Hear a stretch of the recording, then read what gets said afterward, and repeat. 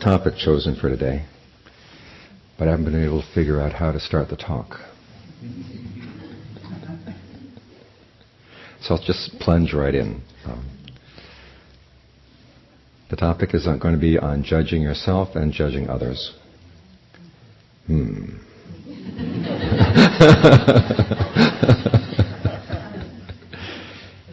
the message of the talk is going to be, it's not always bad. There are times when you have to judge yourself and have to judge others, and the question is how to do it skillfully. I understand there's a type of heart operation where they stop your heart for a minute and then plug you in and give you a shock to get everything in your system working right again. And in many ways, the whole issue of judging has to be addressed in the same way, because many of us, especially here in the West, have many different value systems that we judge ourselves against. And of course, the value systems tend to be in conflict, and that leaves us in a lot of conflict. You turn right and you're wrong. You turn left and you're wrong. You don't do anything and you're wrong. And the judging self tends to turn on itself and wound itself. So that kind of judging you have to learn how to get past. And this is why we have the teachings on radical acceptance, equanimity, patience, to let you step back from that kind of judgment for a while. In a way, it's kind of like the rites of passage they have in some old cultures, where they would take young adults out, and you're not really an adult yet, and then they take you out and they throw you out in the wilderness for a while. And you come back and you have a sense of who you are and what you want in life. You've decided, you've sort of been able to sort through the message you picked up from your society, you've picked up from other people, and decide which ones you really believe and which ones you don't. Once you've decided that you have a set that you believe, okay, then that's the set that you really want to judge yourself against. And this is where judgment becomes skillful. Part of the problem that we have, I think, with the idea of judging is the image in the mind is of a judge sitting way up on a bench, passing final judgment on what you've done or what other people have done, so it's claiming to have the final word. And that's not really a useful image, and it's certainly not the image that the Buddha uses. When he's teaching his son how to deal with mistakes, he tells him first, try to act on skillful intentions. And skillful intentions mean intentions where you're not planning to harm yourself, you're not planning to harm other people. Then as you're acting on those intentions, you may notice that you're actually causing some harm, in which case he says, stop doing what you're doing. Or if you're doing something and you don't see any harm, you continue with it, but then afterwards you've realized that you actually did harm somebody. You harmed yourself, you harmed other people. He says, learn to recognize that fact and go talk it over with someone else. Get some ideas about how you might avoid that mistake in the future, and then continue the practice. If you find that you didn't harm anybody, okay, take joy in the fact that you didn't cause any harm, and allow that joy to give more energy to your practice. What I think is interesting here is when the Buddha is talking to his son, he's not saying, don't make mistakes. He's saying, this is how you recognize a mistake, and this is how you learn from it. So he teaches you the integrity to recognize mistakes and the desire to learn from them, and also learn the ability to talk things over with other people. When you feel that you've made a mistake that you can't talk over with other people, it goes inside and it starts to fester. And that certainly is not going to be a helpful place to, an attitude to have. So the role of judge here should be more like someone playing the piano or practicing the piano. You're practicing the piano, you listen to yourself. How's it going? It's going too slow, too fast? Is the rhythm right? Or is the phrasing right? And you see if something's not going right, you can go back and correct. So the judging here is judging a work in progress. I think this is one of the reasons why we call it practice. You're not expected to get it perfect the first time around. And you're going to be learning from your mistakes. That's how you grow as a pianist, and that's how you grow as a person, is this willingness to learn from mistakes.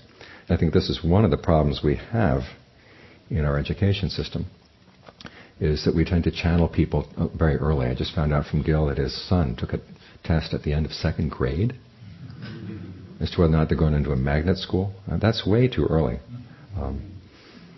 You start channeling kids into areas where they're already good, and you don't teach them how to deal with subjects where they're not very good, which is probably the most important lesson you can get. Where you're already talented, it's great. You're going to find it easy to pursue that particular area. But it's also important to learn how to tackle something where you're not naturally talented and learn how to overcome that lack of talent. Learn how to deal with it and actually become skilled.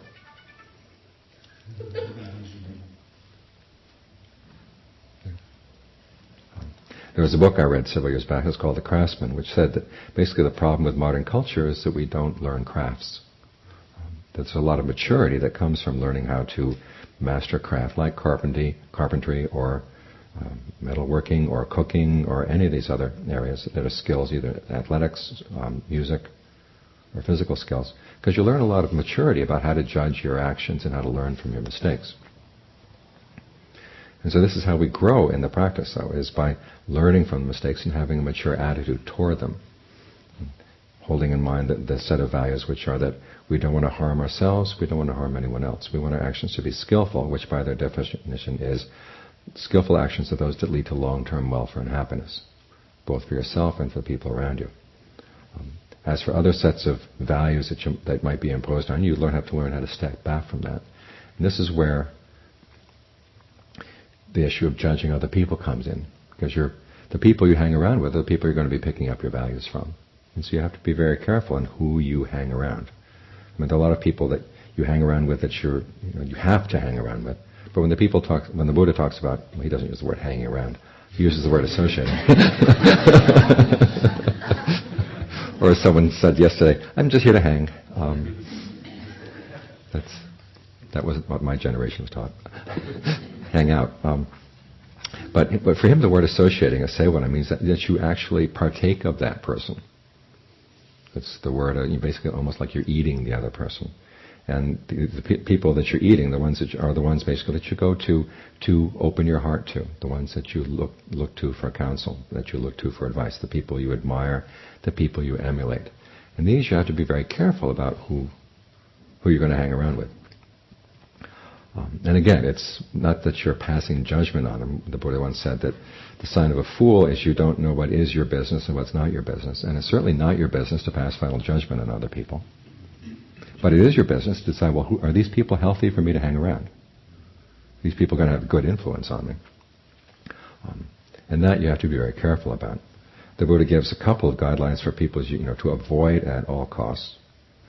And the first one is a person who shows no gratitude. That's a sign of a person who does not appreciate what is skillful and what's not, what is good and what's not. And that's not the kind of person you want to hang around.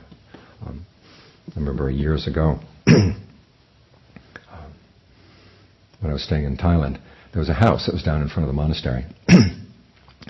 And it was close enough so that we could hear them yelling at each other. And it was a family that liked to yell at one another quite a lot.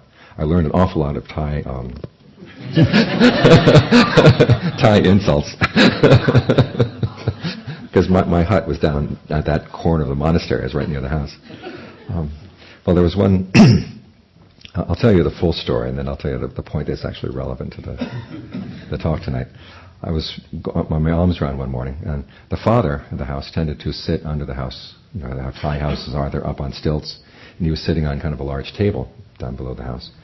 And he and his wife had been married for many years, and they, 4 years or 5 years prior to that, they'd had an unexpected son. And so it was the unexpected son that morning who was putting food in my bowl. And the father apparently had been drinking from early in the morning, because this was 6:30 when I came to the house for alms. He was already quite drunk. And he said, "What are you putting food in its bowl for?" It. He used the word it. "What are you putting food in its bowl for? It's not a Thai person." And the son was looking kind of embarrassed and put food in my bowl and went back to the house. Well, 2 days later, the father had an older son from a previous marriage who came back and got into an argument with him, kicked the father downstairs, broke both of his legs. And from that point on, they had to set up a little place for him under the house to stay, because he couldn't climb up and down the stairway. And his job in the morning, you know what his job was in the morning? When the monk came in front of the house, the monk's here, put food in his bowl. But the part that's relevant here is that when the son kicked the father downstairs and broke both of his legs, I learned this from my teacher. My teacher's immediate response was, that son is not a person you can associate with. He has no gratitude for his parents. And look what he did. He kicked his father downstairs. So that was his first comment, is someone not to associate with. So that's the first thing you want to look for in a person. Do they show gratitude? The second one, the Buddha said, is if someone tells a lie, a deliberate lie, and feels no shame about it, that's the sort of person you cannot associate with. Because that's the sort of person, he says, there is no evil that that person will not do. Because if they feel no shame about telling a lie, they can just do all kinds of other things. So those would be two qualities you want to look for. Okay, these are people to avoid at all costs. On the other side, though, the Buddha says there are qualities you want to look for in people that you're going to partake of, people that you're going to draw sustenance from. One list of 4 qualities that qualify someone as a noble friend. First quality is conviction. This means conviction in the principle of action, that what you do is going to have results. Skillful actions lead to happiness, unskillful actions lead to suffering.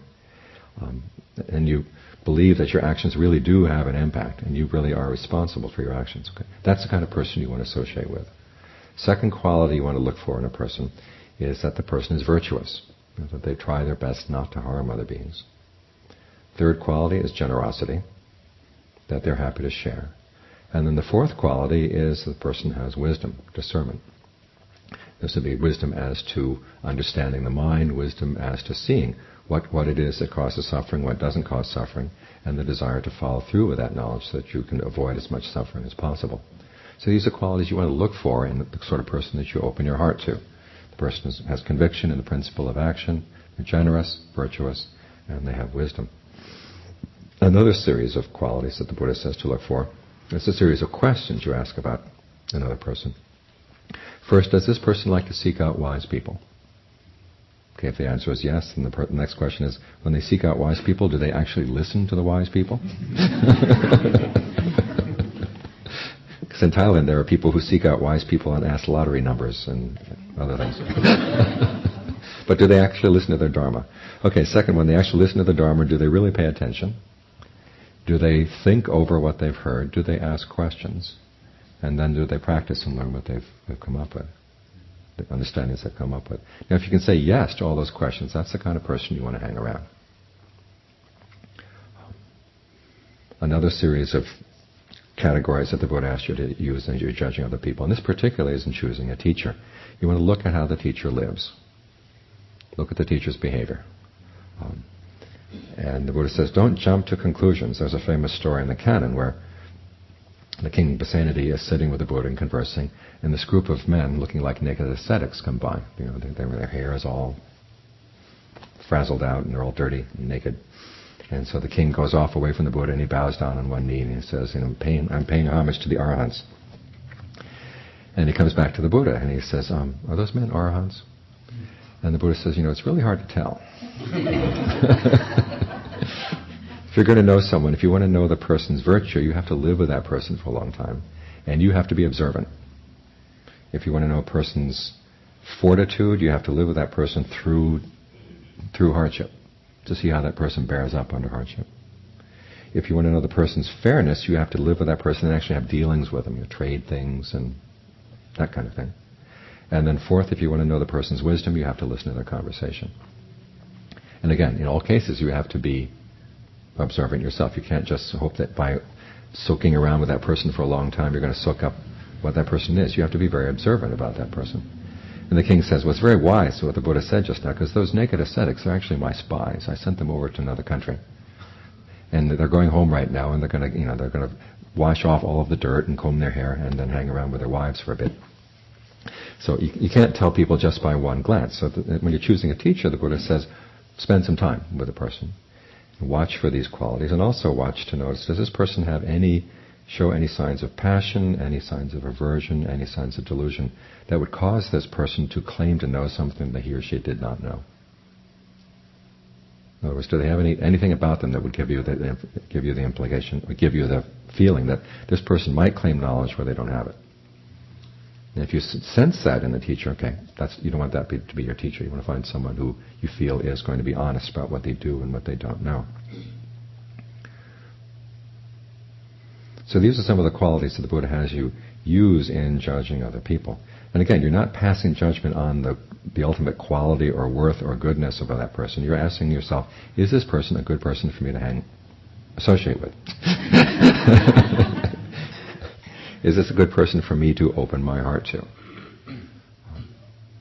And you may say, okay, for the time being, this looks like a person that I would like to avoid. Maybe further down, I may notice that the person has changed, and the person is more the sort of person I would like to associate with. But in the meantime, for the time being, my judgment is telling me avoid the person. And that's perfectly legitimate. And it's wise. And it's your way of protecting yourself against bad influences. My teacher, in fact, was quite strict about one thing, which was when you have experiences in your meditation, don't discuss them with anybody that you don't really trust. Because if you talk about your meditation to just anybody on the street, they're going to have all sorts of weird ideas and all sorts of weird suggestions.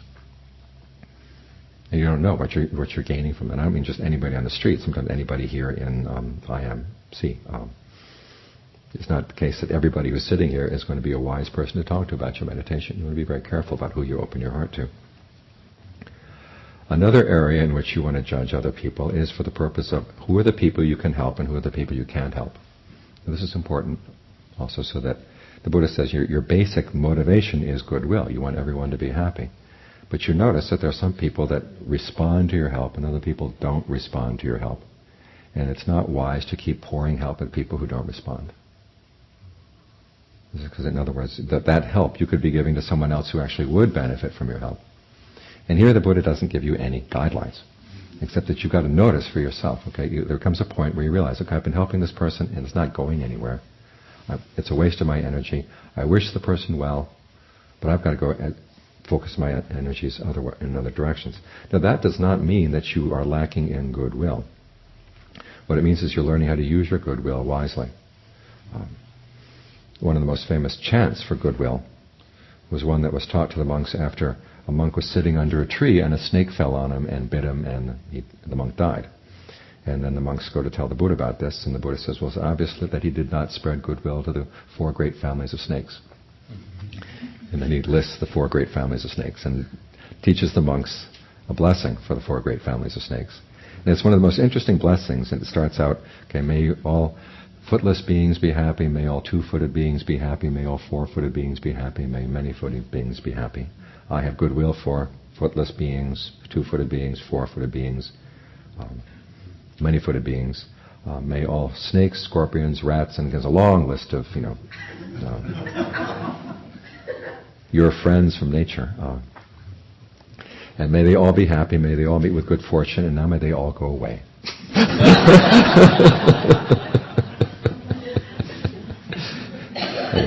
And when you're learning metta in the forest, this is one of the lessons you learn.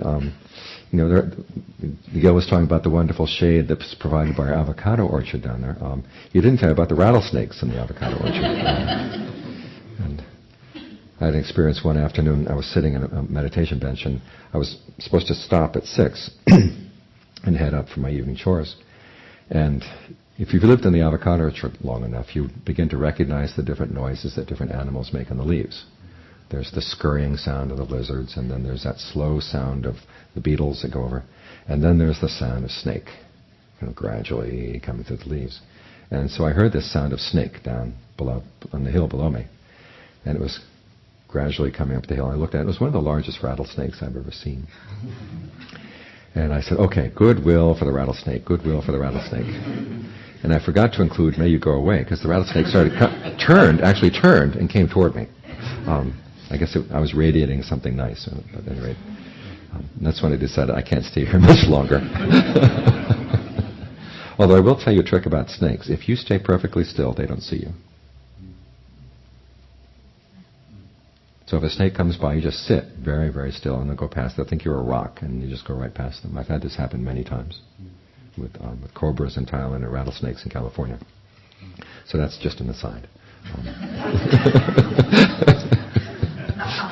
Well, if you'd like to apply that to today's lesson. So essentially the Buddha is saying that the judging faculty is something that is useful if you use it wisely, as is with so many other things in the practice. Desire, as he said, has its uses. Craving has its uses. Conceit has its uses. There's a very famous sutta where a nun has developed a real liking for Ananda. And so she has word sent out that she's sick. She wants Ananda to come and give a Dharma lesson. And so she sees Ananda coming from afar. And so she lies down and she covers her head with a robe. And he sits down and he teaches her, okay, we practice for the sake of overcoming attachment to the body, but we have to use the body in the practice. We practice for, and he explains how we have to use food in order to keep the body going. We also practice to overcome attachment to food, but we need to use food in the practice. We practice to overcome craving, but we need to use craving in the practice. In other words, there has to be the desire to gain results. Otherwise, it's not going to work. We practice to overcome conceit, but we need to use conceit in the practice, in the sense that you see that other people have gotten far in their practice. They're human beings. I'm a human being. They can do it. I can do it. That kind of confidence is useful in the practice. We practice to overcome attachment to sexual attraction, and there's no room for sexual attraction. Sexual intercourse, no room at all for that in the practice. And so the nun gets up and she bows down at his feet and says, "I'm sorry, I was a fool." But the important lesson here is that there are these qualities of desire, conceit, attachment to food and these things, which we actually have to use in the practice, even though we may eventually overcome them. And the same applies to using your powers of judgment. You have to learn how to use them skillfully. One of the great ironies in modern Buddhist teaching is the idea that mindfulness as a practice is a practice of the non-judging mind. Because the Buddha has an analogy for the mindfulness. He says mindfulness is like a gatekeeper. The gatekeeper knows who to let in and who not to let in order to protect the fortress. And mindfulness here is not so much the quality of awareness, it's more the quality of keeping something in mind. In this particular case, it's remembering what's skillful and what's not, and then learning how to open the path for skillful behavior in your own life and to close the path to unskillful behavior. So mindfulness is the basis for skillful judgment. That's the gatekeeper inside you that says, okay, I know I would like an extra cupcake this afternoon, but I can't do that. And then you use your wisdom to tell yourself, you'd be really better off without that cupcake. And the same goes with judging every aspect of your behavior. If you learn how to look at the judge, not so much as the judge up on the judge's bench, passing final judgment, but the judge on the piano bench as you're playing. Learning how to listen to that inner critic, so the inner critic doesn't stop you from playing, but so it points out to you, okay, well, you could play this better, you could do that better, don't do it that way the next time. You're judging a work in progress. So in terms of your own behavior, the inner judge should be trained so that it's realized this is judging a work in progress. It's there to help you become skillful and not to tie you up. As for judging others, as I said earlier, you're not passing final judgment on them either. You're simply judging, are these the kind of people, one, that I can emulate? If so, they're the kind of people I should associate with. And two, are these the people I can help? If they respond to my help, okay, continue helping them. If they don't respond, then see if there's someone else that you can help instead. In this way, when you have this attitude towards judgment and judging, you find that you actually benefit, the people around you benefit as well. So instead of being a quality that you want to throw away entirely, you may want to put it to a side. If you find that you have some unskillful judging going on in your head, you say, okay, that's just one member of the committee. I don't have to listen to that member right now. Try to identify where are the wiser voices in your head and listen to those. So those are some thoughts I had on the topic of judgment. And I understand we have some time left over. Are there any questions? Yes, over here in the background.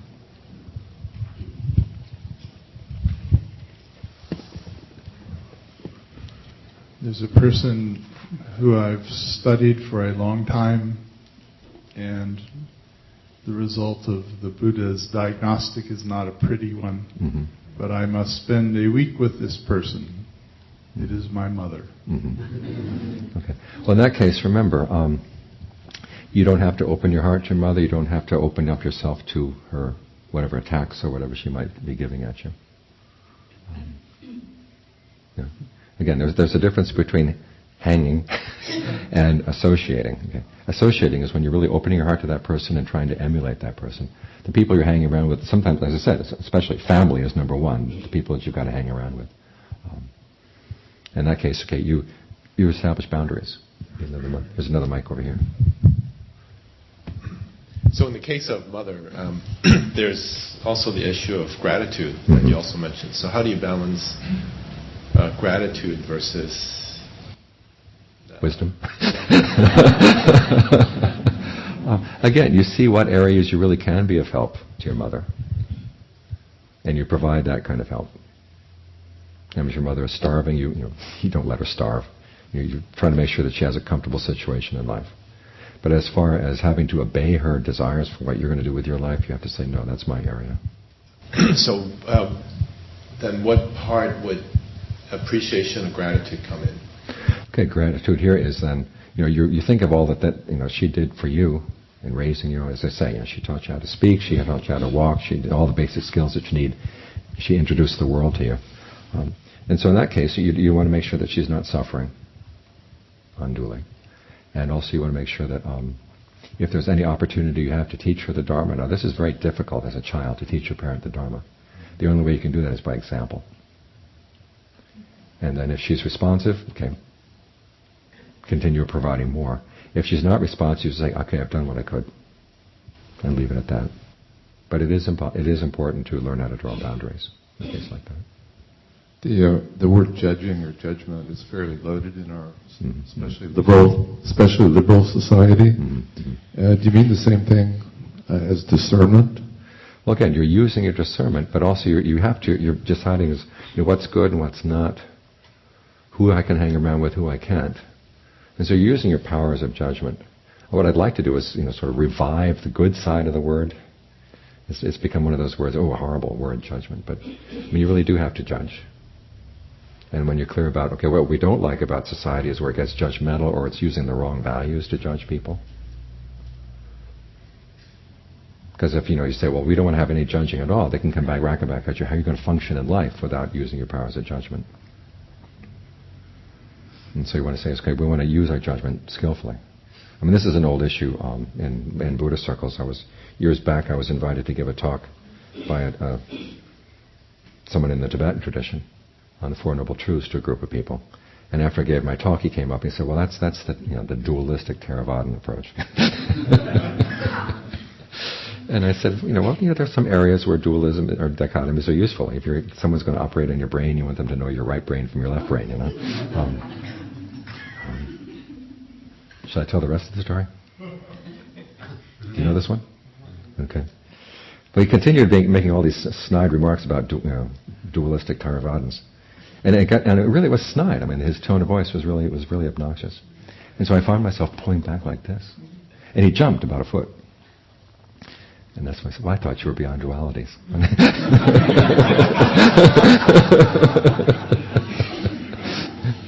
I was never invited back to that group.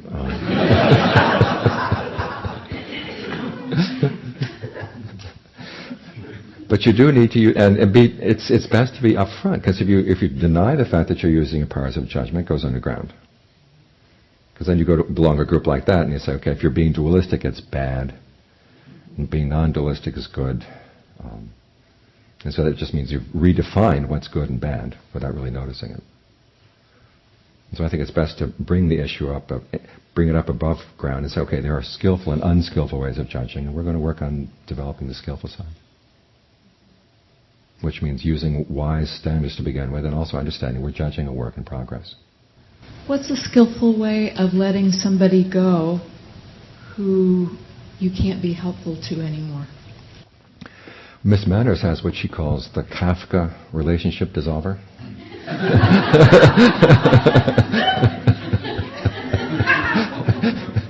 Which is that you just stop communicating.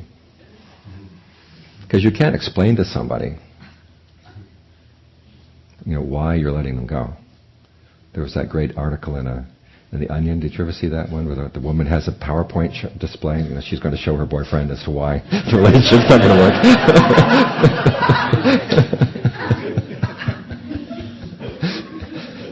and that's really cruel. You can't tell the person, look, I've tried helping you and it's not working, so I'm just not going to help you anymore. You just become more distant. Because who knows, maybe after a year or so, maybe they're in a position where they're more receptive to your help.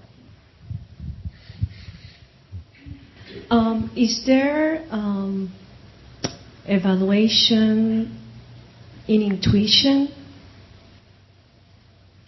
Well, part of it's intuition, but part of it you have to learn from trial and error.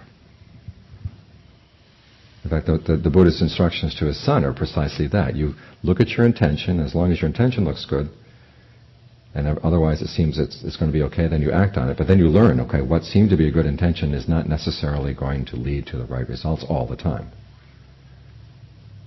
So notice he's not telling his son, don't make mistakes. He's saying, try not to make mistakes, but if you do make a mistake, this is how you handle it.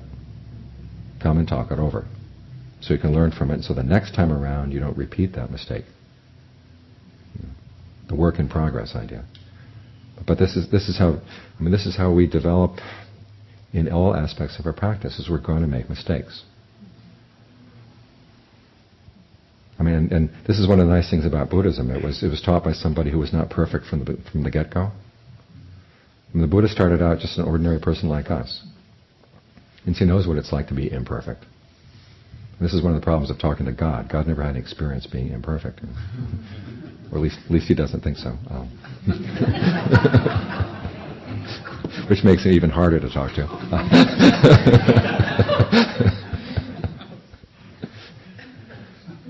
But the Buddha recognizes you've got to start where you are, and that's part of what acceptance is accepting where you are. But then you're not going to stay right there. His purpose is to teach you the skills that you're going to need in order to become more skillful in what you do and you say and you think. Okay?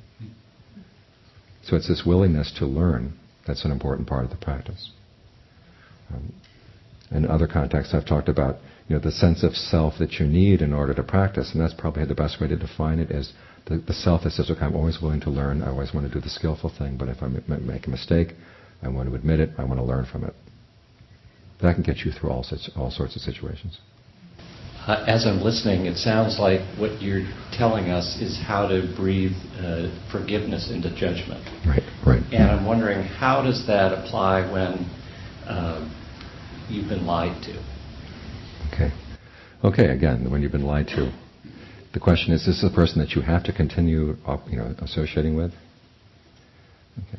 Okay, well, just notice that, okay, this person has lied to me, I have to be careful around this person, and I hope that maybe someday this person will change his or her ways.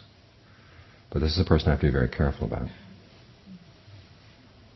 That's perfectly legitimate. I mean, you need that as protection. I may not be understanding something.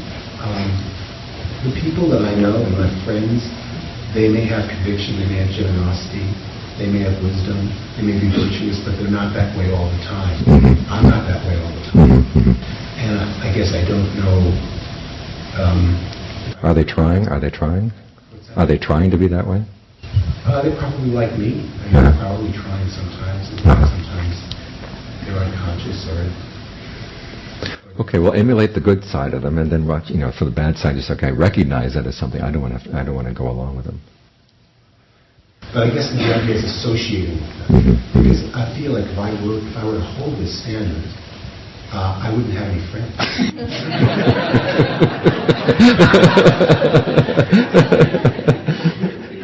Well, it means that you would have to start looking for better friends. And as far as the friends who are, sometimes good and sometimes not, those are the people you can't fully trust. And so again, there'll have to be a certain amount of caution around them. But I must admit, this kind of thinking was what drove me into a monastery.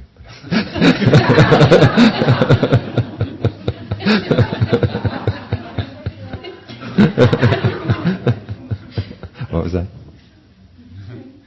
I heard a comment over there. I used to get the razor out. Okay. But again, are these the people that you really open your heart to? Or are they the people that you have a good time with and you associate with and you can sort of feel good being around the people? But there should be some part of you that you hold in reserve. I think yesterday you gave a definition of judgmental, was when you judge without enough information. Is that true? Right, you judge without enough information and you're using the wrong standards. Yeah, I thought that. I didn't think you said that today, but it seems like an interesting adjunct to what you're talking about today. And this would revive the word judgment if we can separate it from judgmental. I'll make sure I got it right. Yeah, because for me it's been interesting. In the past several months I've been working on a book about how the Buddha approaches questions.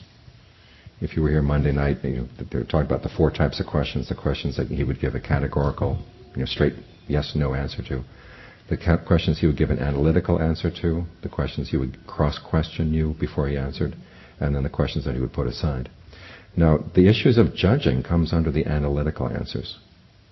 Because when he gives an analytical answer, it means, okay, you've given him a question, and the way you've analyzed the problem is either incomplete, well, maybe it's incomplete, or it's using the wrong standards, and so he's going to give you a different set of standards for applying the judgment. And 9 times out of 10, people were judging other people by the wrong standards. What standard question was, is it better to be a monastic or is it better to be a lay person? Now you would think the Buddha would say, monastic 100% of the way. No, he didn't. He said, look at how the individual is practicing. Just because somebody's wearing robes doesn't mean you can trust them. Because someone's a lay person, it doesn't mean that they don't know what they're doing. So you look at the actual way they behave. And then, of course, there was the whole issue of judging people as to whether they were Brahmins or noble warriors, or sort of racist issues back in those times. And the Buddha said that has nothing to do with anything at all. You can't use that to judge. So it's a matter of judging without enough information and using the wrong standards. That's what being judgmental is. Question here?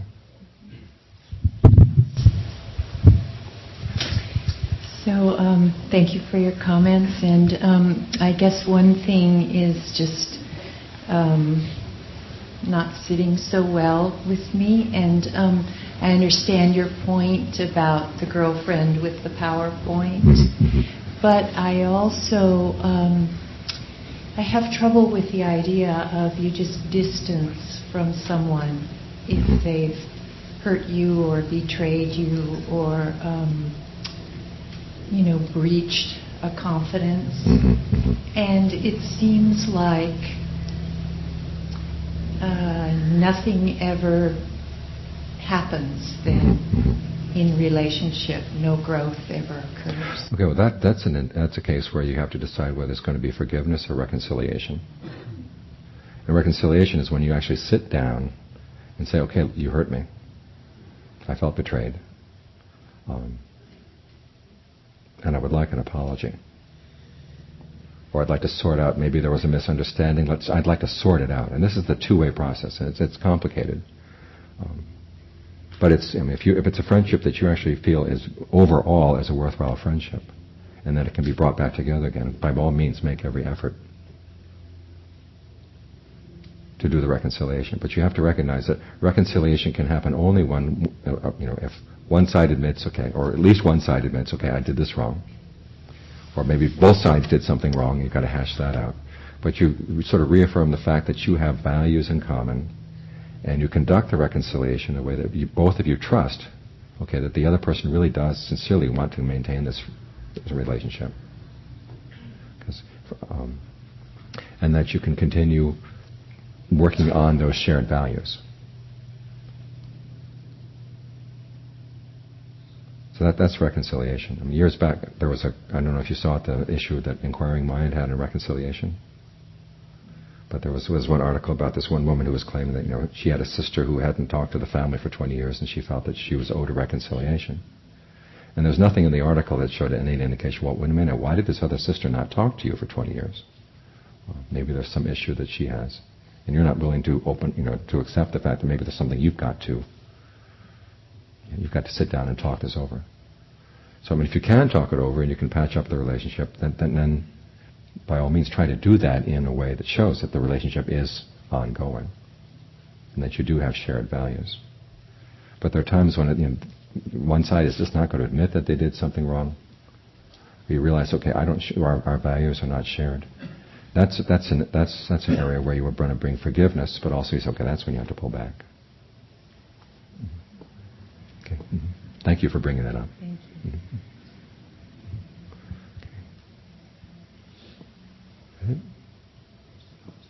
It's time to stop? Okay. Well, thank you for your attention.